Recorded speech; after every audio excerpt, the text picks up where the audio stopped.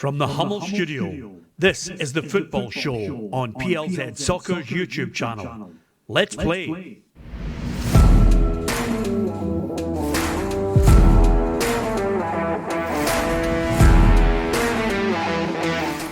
Welcome to the Football Show in the Hummel Studio. I'm Peter Martin. Tam McManus is here with me.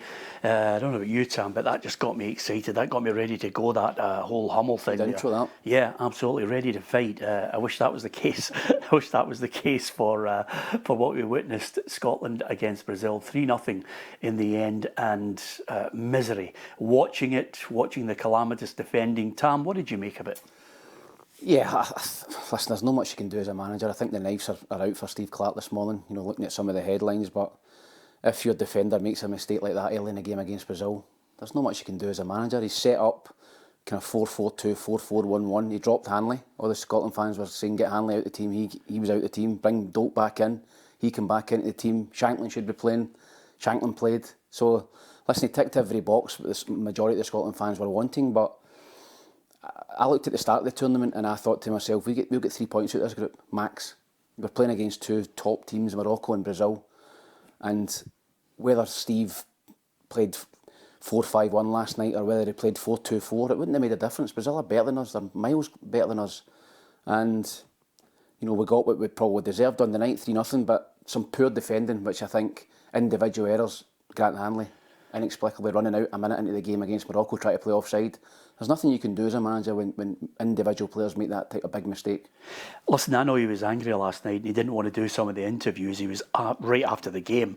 He was raging, and if he didn't get into that dressing room and slaughter the defenders, I mean, I don't know what Scott McKenna's thinking about. There's an option.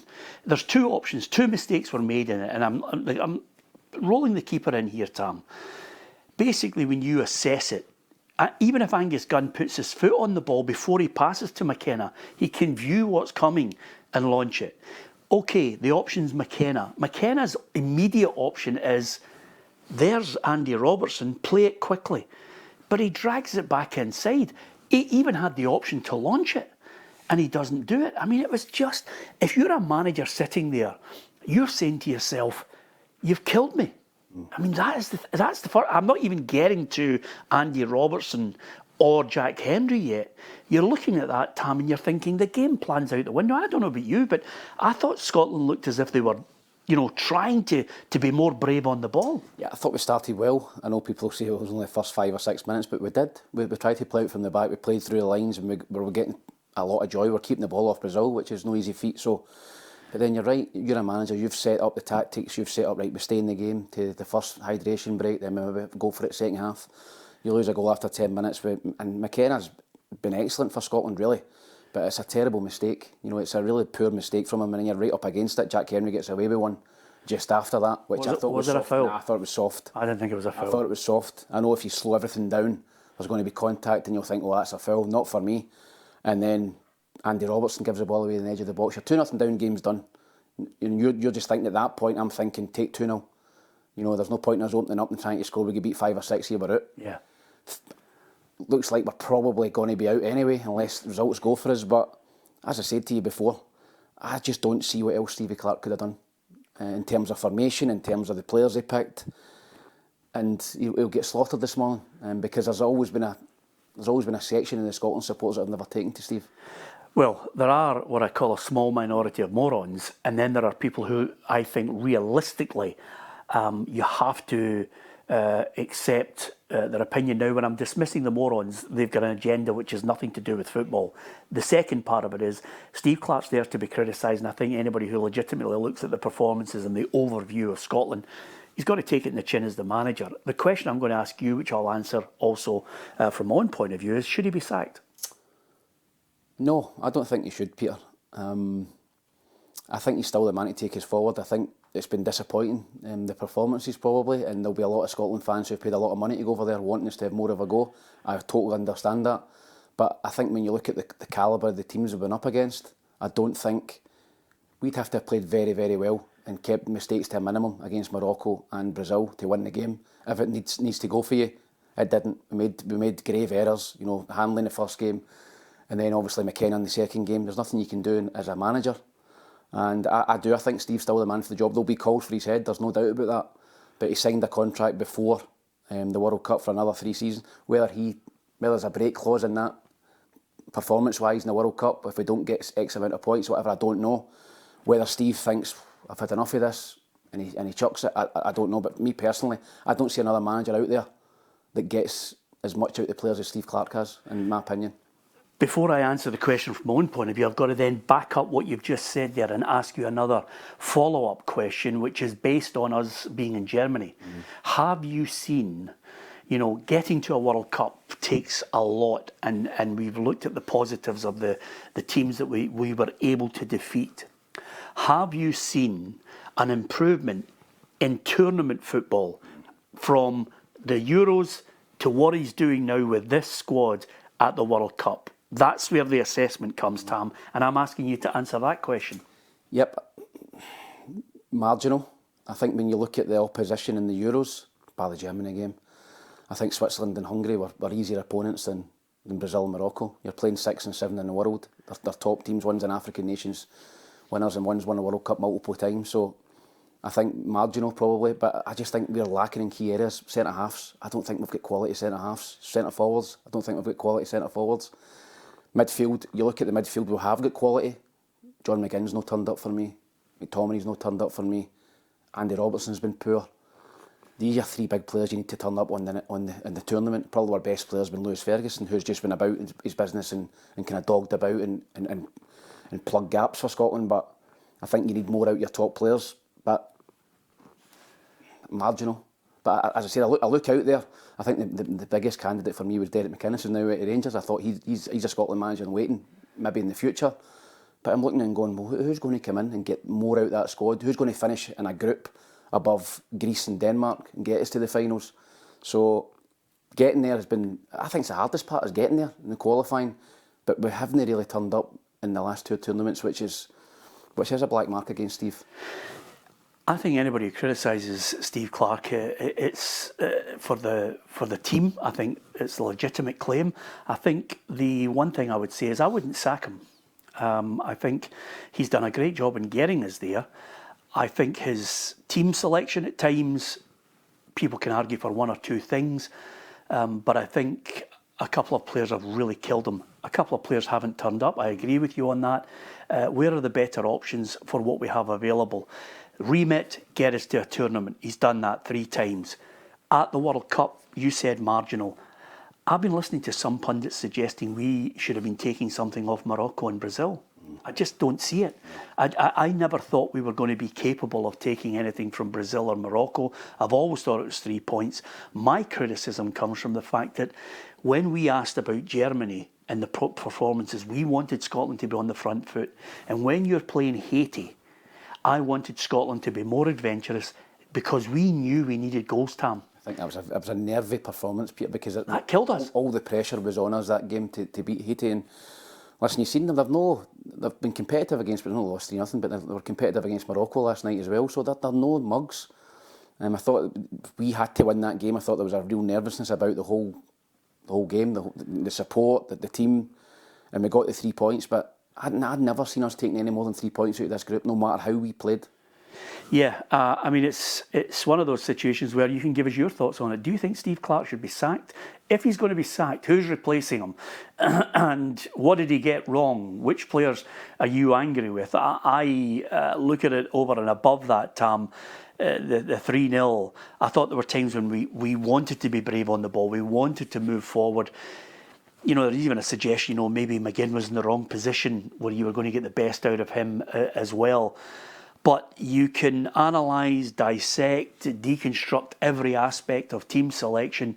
But when your defenders kill you, and especially, Andy Robertson, for God's sake, just launch it for, this notion that we can somehow replicate what other teams can do in that back line, play the ball out, when we weren't capable of doing it.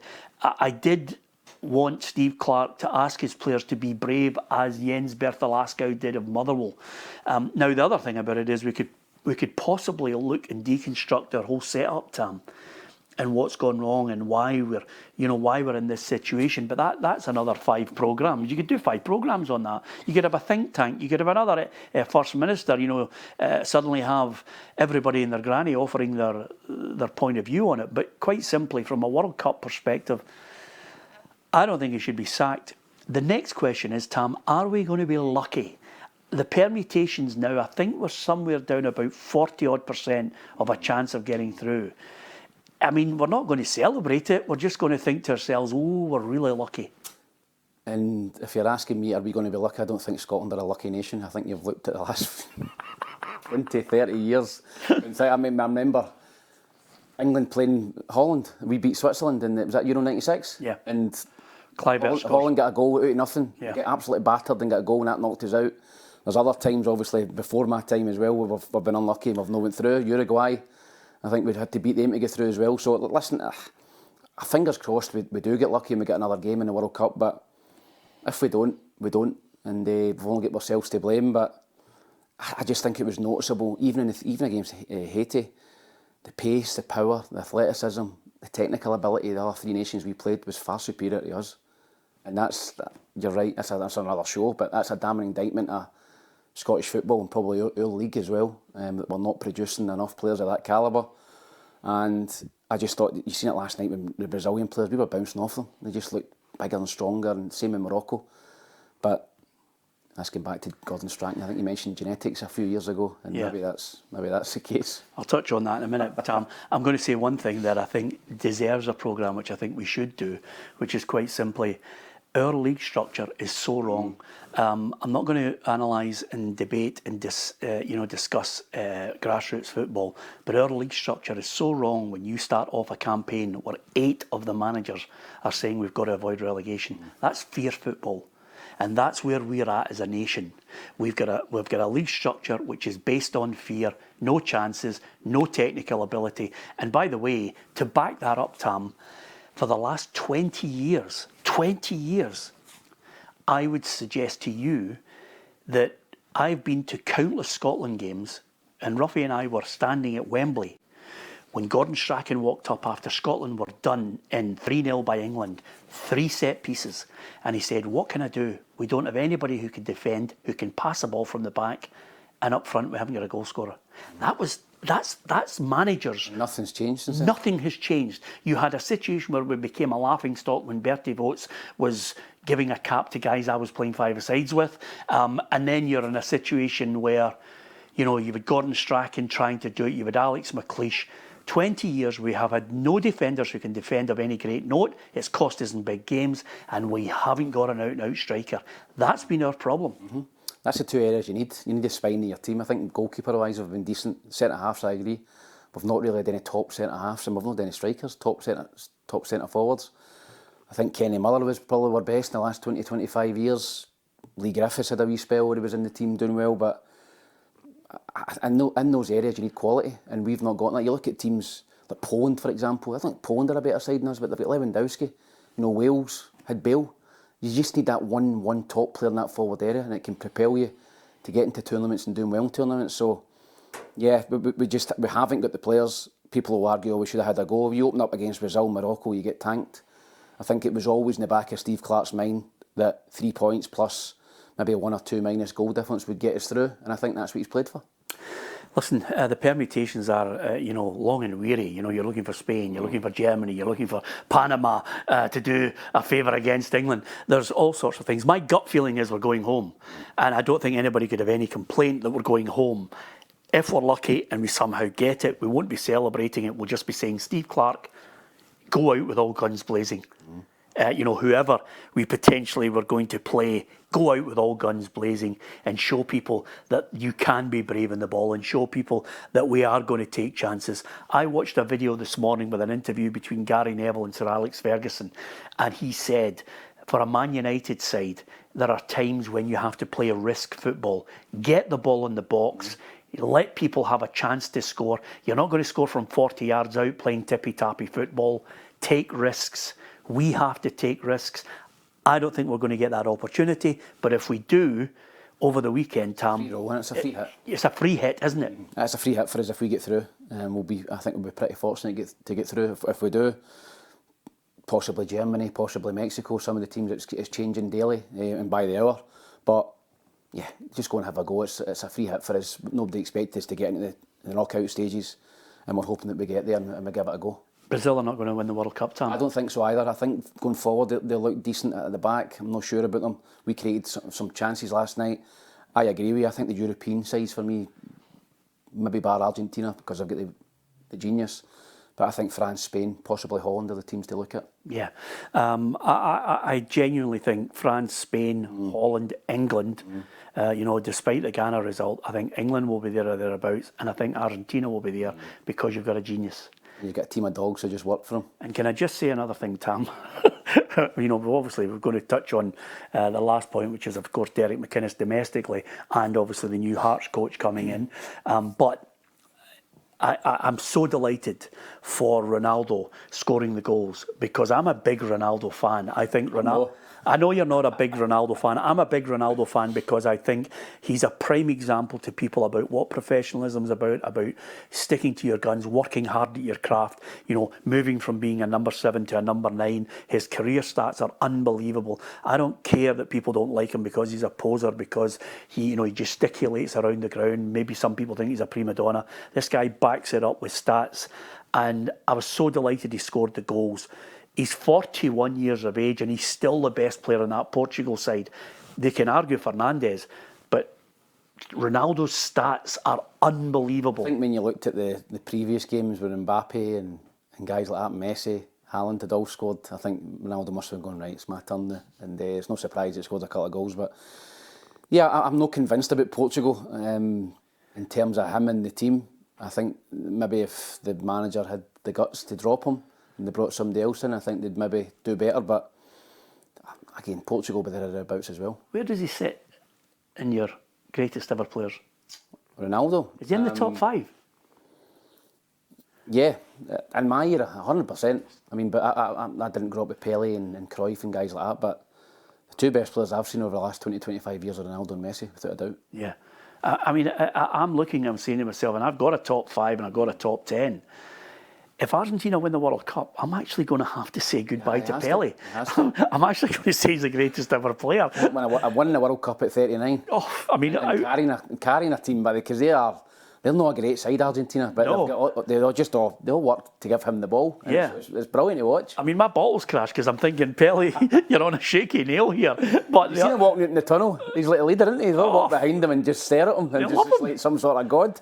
But the other thing about it is, Tam, when he retires, people are going to have to pay tribute to Ronaldo because his stats are off the scale.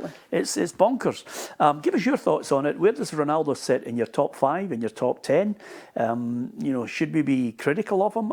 Is it unfair criticism? Is it a section within the UK that just have a bee in their bonnet about it? And give us your thoughts on it. We'd love to hear what you've got to say on it.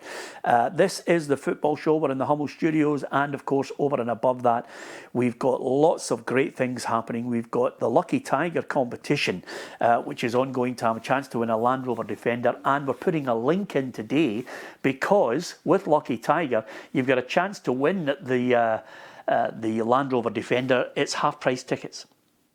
Right. What a chance! I bought a couple. Under a different name, just in case I never won it. Tam, is there any chance? John McGee wins why I'm in. Tam, is there any chance you could not suggest that you're doing anything illegal in life? But listen, great chance, half-price tickets, Lucky Tiger, Land Rover Defender to win. And the 19th of July on the Lucky Tiger website, you'll get a chance to see who's winning it live. They'll pick out the winner. And I think they've called it the randomator, when it suddenly gets to a number and then there's the name.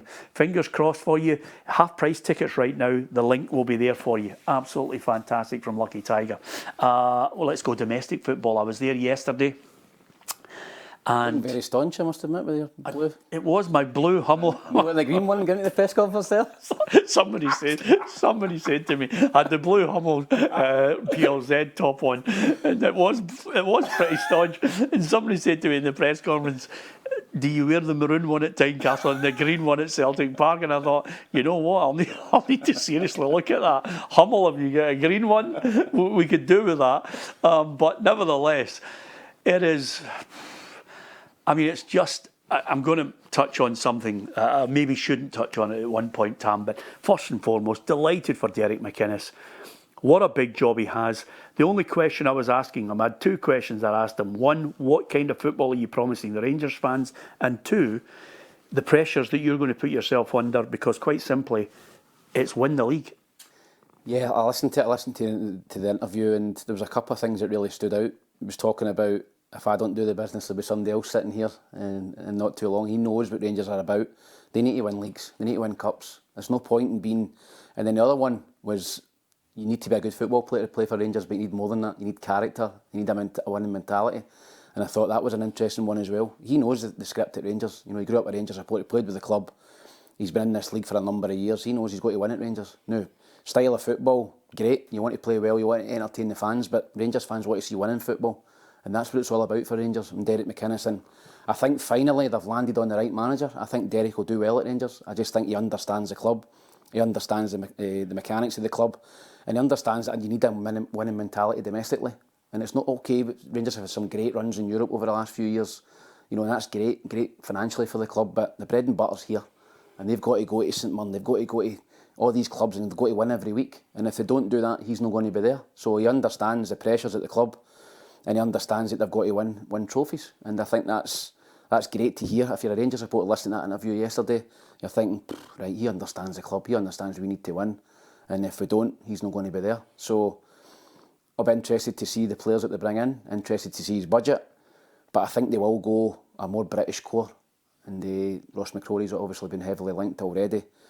Shanklin's there, there might be other players out there who he fancies, but I think you'll see maybe a throwback to the old Walter Smith when they get that team together, where it's got kind of British spine. Yeah, I think he'll get a few players in there who understand what Rangers is all about. I think he handled himself superbly well. He absolutely gets Rangers. And, you know, I think the train has stopped at the station at the right time for him now. I think he's more experienced, he's longer in the tooth, and he understands the mechanics of what to say, how to conduct yourself. Now the proof will be in the pudding of the team that he puts together.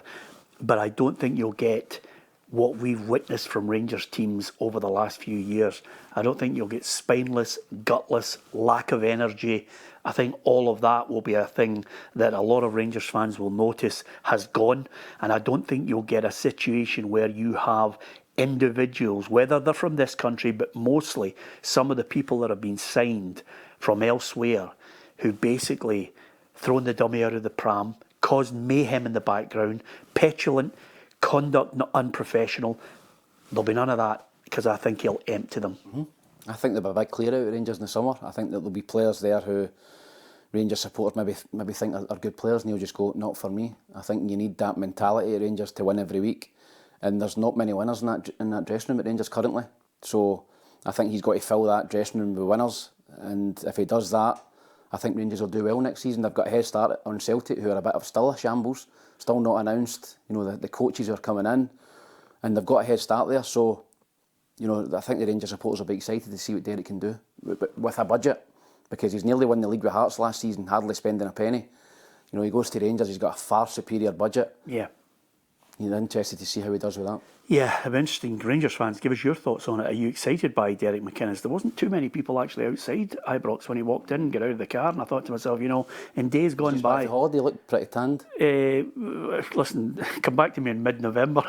He still looks as if he's just back from holiday. I think, you know, from a point of view of a fan who gets to manage Rangers, you know, he maybe thought the chance had gone, but he's got it. He's got a lot to prove, and the Rangers fans need to get behind him. Give us your thoughts on that. What do you think of Derek McInnes, the appointment? What does he need? What would you like to see him do? What type of football would you like to see? And does he have to win the league in the first season? Does he have to win the league in the first season, Tam? No, I don't think so. But I think you need to be competitive. I think you need to be in the mix to win it. And you need to show improvement from last season. A cup? I think you need to win something in your first season. But I think he'll be 2 seasons max, like most Rangers managers. 2 seasons max. You don't do the business, somebody else in. Yeah, and with that in mind, the king is dead, long live the king. Hearts will have a new manager in place. The coach this afternoon, I'm going to head through to Tynecastle to see what they've got to say for themselves. By the way, they're the one club who's been busy. They're the one club that satisfied the fans. 6 signings in the door. They are making sure that they've got their structure from Jamestown Analytics to back the new coach. Again, it's going to be fascinating to see how Hearts cope with losing their manager, losing their top striker. A lot of rumours about Braga, Lyon in France, big club in France. Cammy Devlin's yet to sign a new deal, so there's going to be a big turnover in terms of players and management at Tynecastle. So fascinating to see. They've obviously set a marker last season, almost won the league. I think it's going to be difficult this season. I don't think Celtic and Rangers will be as bad as they were last year, but Hearts were really consistent. They had a great home record. They're going to go down a different route, managerial terms. Belgian, Wouter, Vrancken. Do you know anything about him? Not a lot, but I'll certainly do my homework before the season starts, but they'll probably play a different brand of football as well. So fascinating to see how Hearts get on under Jamestown and a new manager. Yeah, I think they have really stolen a march on people with regards to trying to get players in. The proof's in the pudding on whether they're any good or not. But nevertheless, I think we could also dedicate an entire programme to the debacle, which is Celtic. I just cannot believe that club and what's going on, Tam. Nothing happening, no statements other than we're unhappy with the fixtures. And then other than that, a third strip that comes out and then a coach that leaves. And, yeah, I think it's just the fans are scunnered. Even Celtic won the league last season. It was due to the manager. There's an understanding at the club where Martin and Tam's coming in, and he's the 2 guys that came in and done really well with him. He wants them in as well, Fotheringham and Maloney. They're haggling over wages and contracts, but by the looks at it at the minute, Sarachi, who's excellent for Celtic, is available for $1.5 million. I'd be paying that right away. That's a snip. Celtic are humming and hawing over that as well. So they want him on a loan deal. Yeah, it's just like the penny pinching at Celtic's incredible. Yeah. And it's not going to change. You look at it and go, right, okay, Celtic get Martin O'Neill, and they've surely promised him a big budget to come back. They're penny pinching on loan players and it's coaches. It's the same old at Celtic, and that's why Rangers have got to seize the moment and go and get some players in before Celtic do, and really get a head start on them. Give us your thoughts, Celtic fans, on what you're witnessing at the moment. Are you an angry bunch of Celtic fans? Give us your thoughts on what you think should be happening, boardroom level, majority shareholder level, and the club. There was a wee suggestion that Martin and Neil potentially could be looking at it and, would he walk? That would be a huge jump. I don't see that happening. That would be a huge jump if this continued inactivity, if this continued lack of communication goes on, then that would be a huge. I mean, that would be. It would just. It's off the scale if he would to suddenly say, "Listen, I've had enough." Yeah, I think there's obviously some rumours coming out from the agents of possibly Maloney and Fotheringham. There's stuff getting leaked to members of the press. I think that's trying to put pressure on the Celtic board to get them tied up. And I don't see a scenario where Martin walks away. I can see a scenario where eventually they both get to a number and Fotheringham and Maloney are back. But as I said, there's haggling over contracts, and I get that. I've been in that situation before myself, and it does take time at times. But those 2 guys coming in and done brilliant at Celtic, and they should be they 2 and Martin O'Neill should be the first 3 guys you're tying up. Yeah. Okay, last word on this. Don't forget, we've got all through this month, the First Class Credit Union Top 50 Players. Where you can pick one player that you think should be in the top 50. On our website, if you register your name, it's absolutely free. You could win yourself a painting of your favourite player commissioned by Gio Thompson, and he'll paint your favourite player on canvas, and we'll pick one lucky winner. It's absolutely free to enter that. So that's First Class Credit Union's top 50 in the Scottish Premiership since 1975. Not necessarily the best player, just one you think should be in there. With that in mind, don't forget also, we've got that Lucky Tiger half-price competition now. Enter the prize draw, chance to win a Land Rover Defender. And over and above that, I don't know if you watched it. Tam, have you had a chance to watch it yet? Please do watch it. Hugh McDonald and myself are on the trail of statues. I watched the first part yesterday. What did you think? I thought it was great. I thought the part, particularly from Hugh, was good. Yours was questionable. But yes. Yeah, just going and seeing the statues, and then Hugh, a wee story about everyone. You know, he knows everyone in the game, and obviously you know a lot of them as well. So that was great. It's on YouTube, so the first part's there, so well worth a watch. Yeah, we're on the Legends Tour for people who've been commemorated and remembered through a statue or a monument. We had Bill Shankly. It's well worth actually looking at. It's absolutely fantastic. Just getting in the car with you and rolling back the years and having a wee chat with them as well. And this week coming, we've got 2 or 3 really special players from Celtic and Rangers, and we'll be heading up to the northeast as well. You know the drill, you know who they are, but we're going to give you little insights into our relationships with them as well. So that's definitely one worth watching on our YouTube channel. Hit the subscribe button on PLZ Soccer's YouTube channel if you get a chance. Come and join the PLZ family. We've got some fantastic things coming up for you for the new season. Tam, the predictor is back. We're going to be predicting, and we're going to be giving away some brilliant prizes for it. Yeah, looking forward to it. It's a chance to go head to head with me, you and Ruffy and some other pundits who obviously have their predictions in every week as well. So can you come and topple us? Because all I read when we put the predictions up is you're talking nonsense. So prove it. Yeah, absolutely.